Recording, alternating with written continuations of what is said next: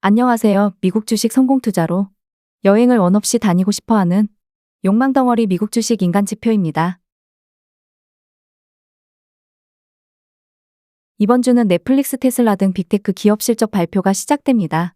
제가 예측을 가장 하지 않는 분야가 경제 지표 발표에 따른 주가 등락과 기업 실적 예측입니다. 저번에 테슬라 기업 실적 이후로 상승하는 뷰를 보았지만 역시나 기업 실적은 아무도 몰라인 듯 합니다. 나스닥 100 차트 2일봉으로 먼저 시작해볼까 합니다. 현재 저는 2월 초까지 상승하는 뷰를 보고 있습니다.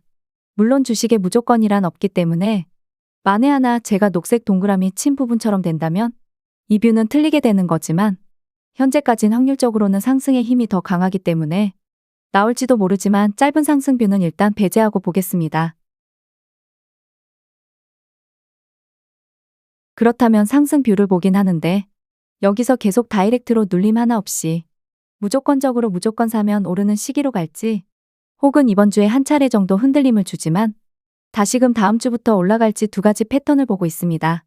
다만 2023년도에 이미 두 번째 봉우리에서 긴 상승 랠리가 나온 후에 세 번째 상승이 짧았기 때문에 2023년도와 판박이로 흘러가진 않을 것 같은 느낌적인 느낌입니다. 그래서 이번 주에 오히려 눌림이 나온다면 매우 감사한 마음으로 매수 비중을 더 채우면 될 것 같습니다. 물론 이전 이미지에 나온 하락 변수가 나온다면 조금 애매해지겠지만요. 아무튼 현재는 기승전 상승을 보기 때문에 롱 비중 많지 않는다면 1월 말 혹은 2월 초까지는 홀딩할 예정입니다. 두 번째 빨간색 파동이 고점에 도달 후에 바로 하락 패턴으로 가지 않는다면 최소한 상승 패턴은 2에서 4개월 동안 진행됩니다. 현재 2개월 차입니다. 근데 무조건적으로 상승 기간을 채우는 건 아니기 때문에 여기서 또 고정관념에 잡혀서 이번에도 몇 개월은 계속 상승할 거야 라는 생각으로 대책 없이 무조건 상승에 취하면 안 된다고 봅니다.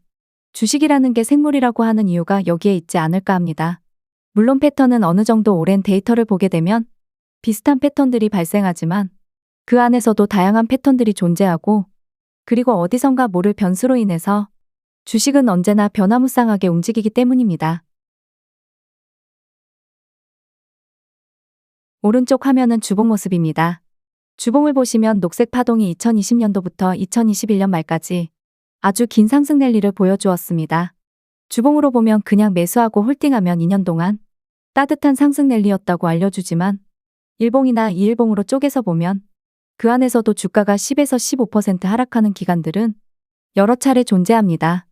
주봉이라든지 월봉으로 보면 그냥 사고 홀딩하면 되는 거 아닌가요? 라는 말이 틀리지 않을 수도 있지만 세배 레버리지 투자자 입장에서는 그 안에서도 마이너스 50% 구간이 발생하는데 이걸 어느 정도 알 수 있는 전략이 있다면 당연히 수익을 챙기고 마이너스 50% 구간에서는 분할 매수하는 게 맞지 않을까라는 생각입니다.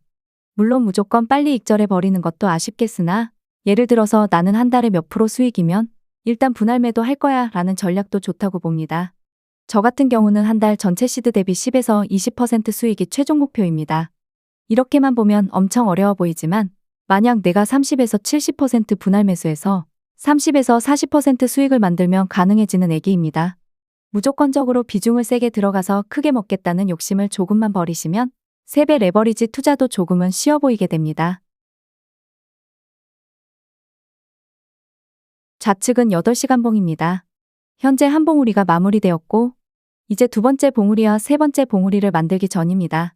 결국 두 번째 봉우리를 짧게 가져갈 것인지 길게 가져갈 것인지 만약에 두 번째 봉우리가 긴 상승이라면 세 번째 상승은 적은 비중으로만 먹고 그때부터는 해칭으로 인버스를 모아가는 전략도 유효합니다.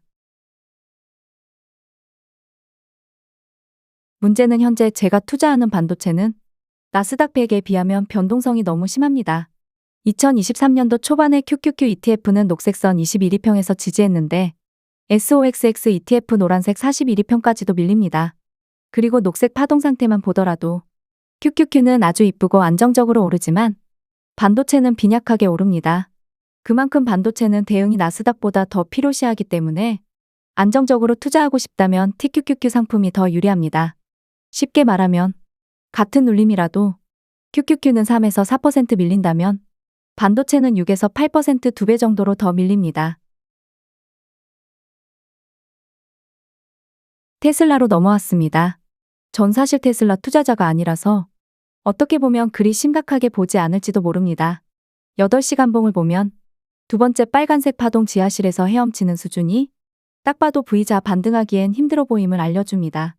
쉽게 말하면 여기서 추가 저점을 훼손하지 않고 일목균형표 구름대를 뚫고 올라가는 게 제가 보기엔 매우 낮은 확률이라고 보여지고,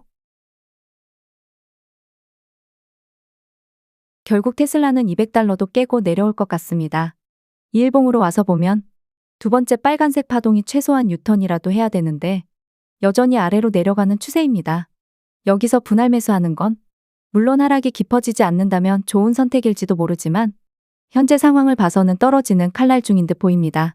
어차피 하락이 더 깊어지지 않는다고 하더라도 두 번째 빨간색 파동이 바닥에서 위로 턴할 때 들어가도 나쁘지 않지만 그게 추가 하락을 위한 속임수라면 여기서는 손절이 나가야 하는 부분입니다.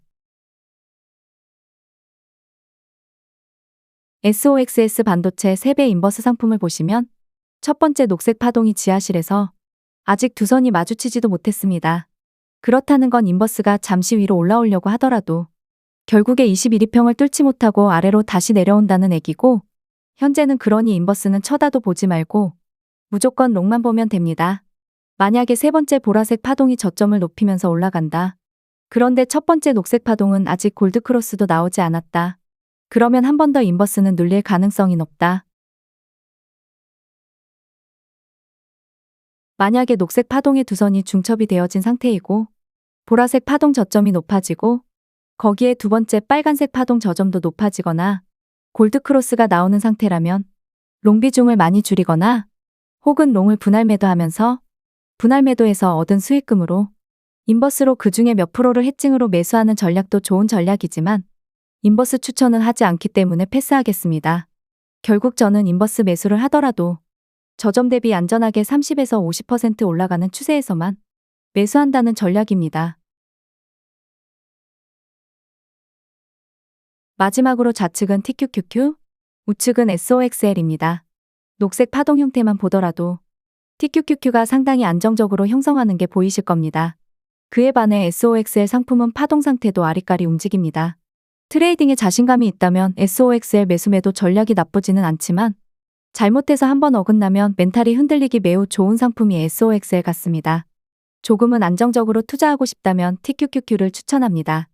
저 또한 TQQQ 투자했다면 더욱 현생에 충실할 수도 있었을지도 모르겠습니다. 그럼에도 우리가 SOXL 상품을 더 좋아하는 건 수익률이 TQQQ보다 월등하기 때문이겠죠. 아무튼 2월 초까지 상승뷰가 맞길 바라며 추운 날씨 몸조심들 하시고 구독과 좋아요 알람 설정은 언제나 감사합니다.